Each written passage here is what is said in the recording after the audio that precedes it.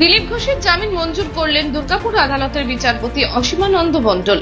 গত 26শে March city সেন্টারের চতুরঙ্গ ময়দানে প্রাতঃভ্রমণের সময় মুখ্যমন্ত্রীর পিতৃ পরিচয় নিয়ে ব্যঙ্গাত্মক মন্তব্য করেন বিজেপি প্রার্থী দিলীপ ঘোষ।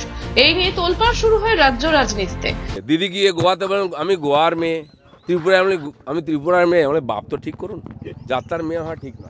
অশালীন মন্তব্যের জন্য গত 28শে মার্চ এমএনসির জনৈকা মহিলা কাজল দাস নিউ টাউনশিপ থানায় দিলীপ ঘোষের বিরুদ্ধে অভিযোগ দায়ের করেন। তার আগে তৃণমূল আইনজীবী সেলের পক্ষ থেকেও অভিযোগ দায়ের করা হয়। সেই মামলারই এদিন দুর্গাপুর আদালতে সওয়াল জবাবের দিন ছিল। আদালত কক্ষে সশরীরে হাজির হন দিলীপ ঘোষ। কয়েক মিনিটের মধ্যেই তার জামিন মঞ্জুর করেন বিচারপতি। আদালত থেকে বেরিয়ে দিলীপ ঘোষের মন্তব্য, আমি যেখানে যাই সেখানে মামলা দিয়ে আমাকে স্বাগত জানানো হয়। না, আমি যেখানে যাই প্রথম মামলা দিয়ে ওয়েলকাম করে আমাকে।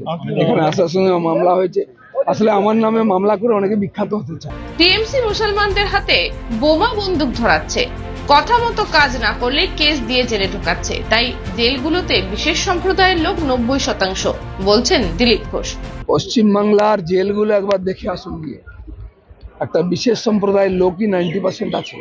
সেগুলোকে এনআইএ ধরেছে না সিবিআই ধরেছে?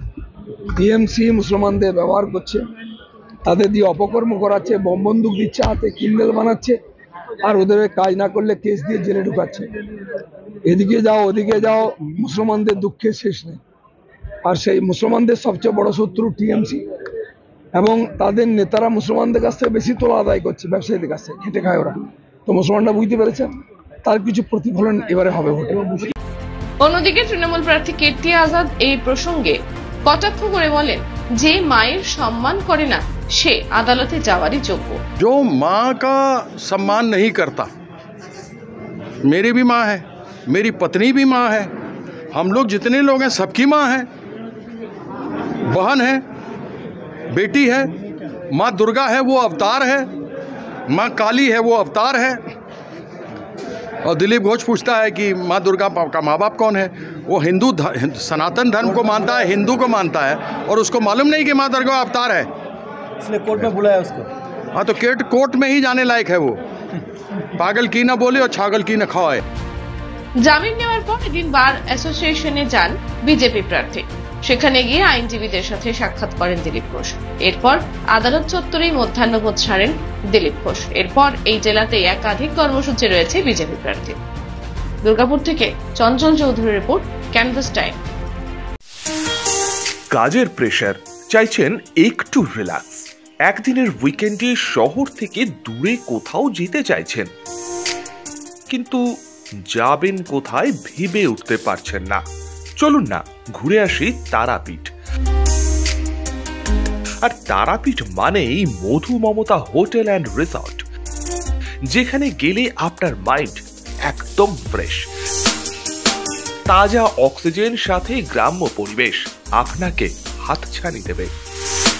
AC deluxe room, swimming pool, gymnasium, indoor games, আর সাথে আপনার পছন্দের মতন ডিশ। এছাড়াও যে কোনো সামাজিক অনুষ্ঠানে আজই বুক করতে পারেন মধু মমতা হোটেল অ্যান্ড রিসর্টের ব্যাংকুয়েট হল। রাত জাগা তারাদের সাথে, পরিবার বা বন্ধু বান্ধবের সাথে আপনিও সময় কাটাতে পারেন হোটেলের লনে। তাই ভুলবেন না, তারাপীঠ মানে hotel Madhu Mamata and resort. ঠিকানা hotel Madhu Mamata and resort, Tarapith, Tarapith road, Indian Oil petrol পাম্পের ঠিক বিপরীতেই, তারাপীঠ, বীরভূম। যোগাযোগ নম্বর 9775555599 অথবা 9002410083। বীরভূম মানেই তারাপীঠ, আর তারাপীঠ মানেই মধু মমতা হোটেল অ্যান্ড রিসর্ট।